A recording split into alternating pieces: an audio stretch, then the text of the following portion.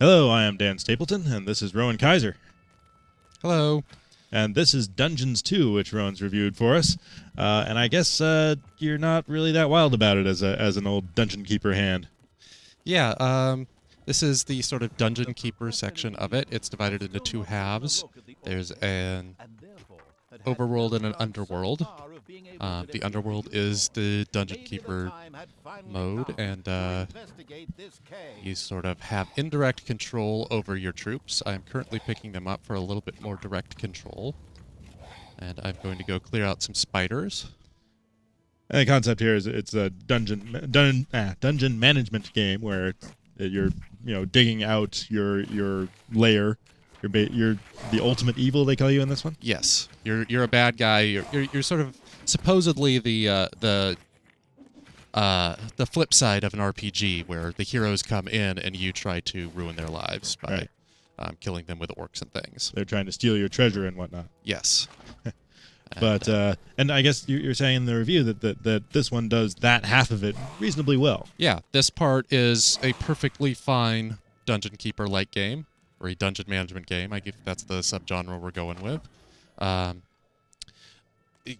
The whole click on gold, your little imps go and get it, or they're called little squirts in this game, and you recruit your orcs and nagas and goblins, and they do research and things for you, and you drop them on the areas that you want to clear out, like those spiders I just did, and then I will dig this area out, and I can build a new little research mode for the goblins here, because they're your primary sort of technological researchers in the game. So that all works fairly well. Research, you click on the room, click on things here, and say, oh, now I have lightning. But I guess the problem you had with this underworld half of it is that you felt too safe, that they never threatened you with anything. Right. Their enemies will come through the sort of gateways here every now and then, and they usually only come in groups of like 3 to 5, and usually just any sort of trap. I don't know if they even have traps yet. I don't have traps at the moment. I will work to get them. Yeah, I could build a workshop here. A Tinkerer's Cave for the goblins to research how traps work.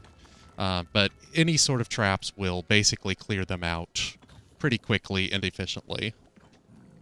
And if you've got nothing pressuring you to like actually defend yourself in a more substantial way, then you're pretty much just waiting for these guys to do their job, and that leads you to the other half of this equation, which is the RTS half, right? Yes, there is an overworld. My mouse is gone.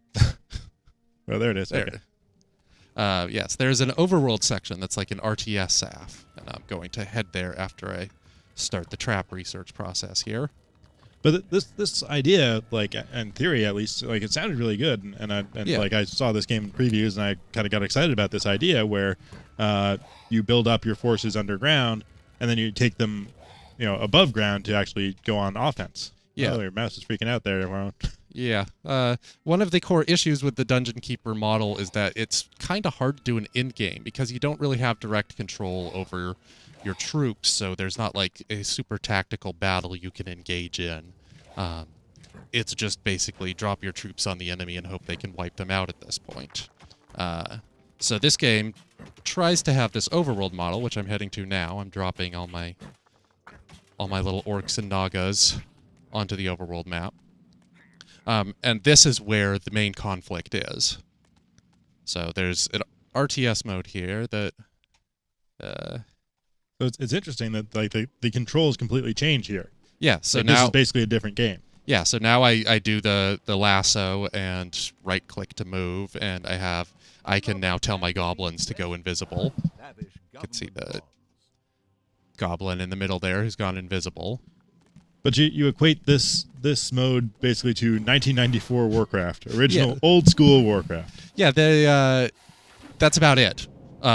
I can have them use their special skills. There's no formations. There's no, like, even just, like, double-clicking on the orcs. Can you do? You can get that one, but But you can't. you can't, like... Oh, now it's working? The hell? It's payday. Okay, there's very little reason to do any sort of tactical thing other than just right-click on the next guy. Like, there's no sort of move to attack where you, in most RTS games, you press A, and you click, and your guys will kill anything on the way to moving to that role, which is sort of let them go autonomously. But in this, you just get the biggest horde you can, and just go stomp on things. I don't even remember exactly what... Oh, yes, I'm stomping on the unicorn in this one. The unicorn has it coming, I'm sure. Yes, because it's good and cute and looks like a My Little Pony. Now, all in all, like this game looks okay. Like the graphics are bright and sunny here, but then as you conquer it, it turns evil, and like it's fairly expressive graphically. Yeah, that's kind of neat. Although it is awkward. See, so when you move the mouse around, depending on where you're, it's focused on where the camera is instead of where the what the actuality is. So if you move the camera to a slightly different angle, I'll see if I can do this in a second when I clear this area, then all of a sudden it changes. It's like a skin. Oh, weird. As opposed to an actuality, which is it's like an evil Instagram filter. Yeah. It's sort of clunky. A lot of the game is clunky. The tutorial just like it tells you half the things that you're supposed to do, but it doesn't tell you how to do those things. Right. And not like specifically here's exactly how you do it, but like how to use the interface to do anything. Right. So one of the things, it might even be this level, it gives you an arena to upgrade your troops, and it says, all right, go train your troops in the arena. So I just kept dropping my guys into the arena, and they would bang on the training dummies, and then the narrator, who will show up eventually. He's been fairly quiet right now. I'm not really sure what I'm supposed to do. Oh yeah, I'm supposed to head over here.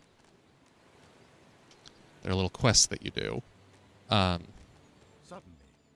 Here's the unicorn. You can go see.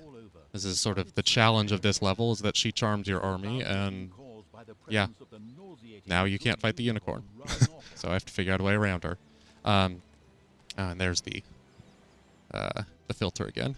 Are those units permanently gone, or no? It wears off after like 30 seconds or so.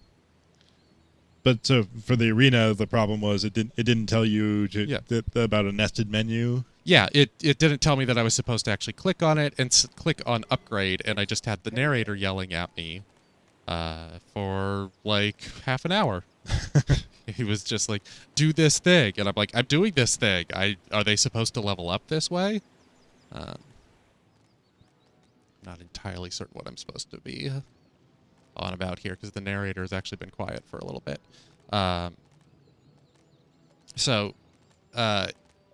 There's just a sort of a certain level of awkward clunkiness that.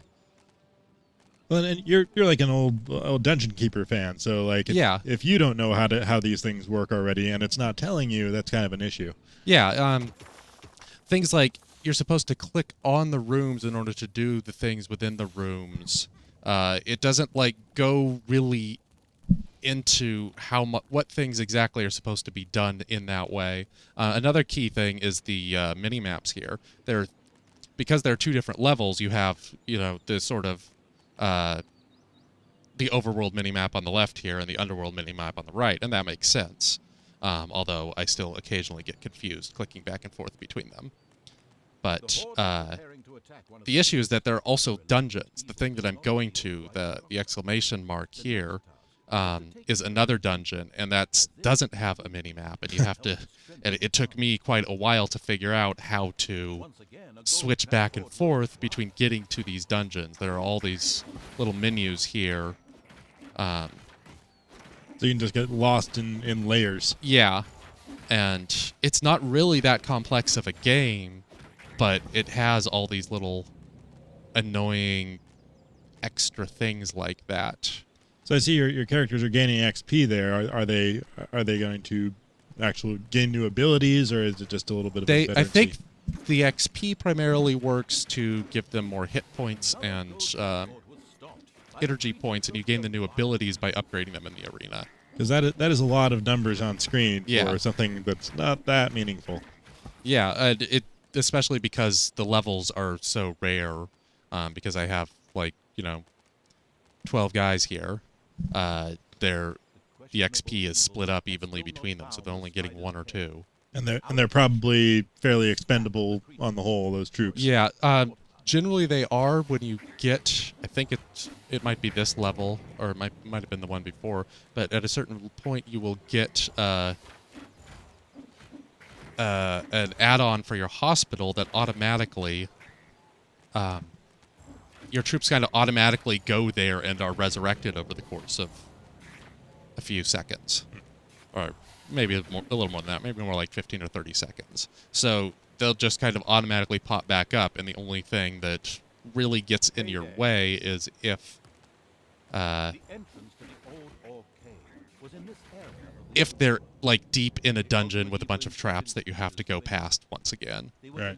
And then you basically have to let them heal up, then send them all back in. So basically, you felt like the dungeon keeper half of it works pretty well, except for the lack of any kind of imperative threat. Whereas the RTS part that we're playing right now is pretty underwhelming, simple, and unintuitive in certain places. And so that ended up really dragging down your opinion of it. What was your final score? My final score ended up being a 5.2. There are some decent things about it. The Dungeon Keeper mode is perfectly fine, but there's just nothing really that's exciting about it enough to bring it back up from this RTS mode that just doesn't really add much of anything to the game. Which is a shame, because it did seem like a pretty good idea, and potentially a way to add a good end game to the dungeon management sim genre. But Sub-sim genre mode. Yeah, Yes. maybe Dungeons 3, because the Dungeons 1 also had some missteps. But they tried a new approach. Good, kudos for that. But just didn't really work out this time, unfortunately. Yep. So that's Dungeons 2. Thank you guys for checking in, and thanks Rowan for coming and showing it off. For more on Dungeon Sims, check out IGN.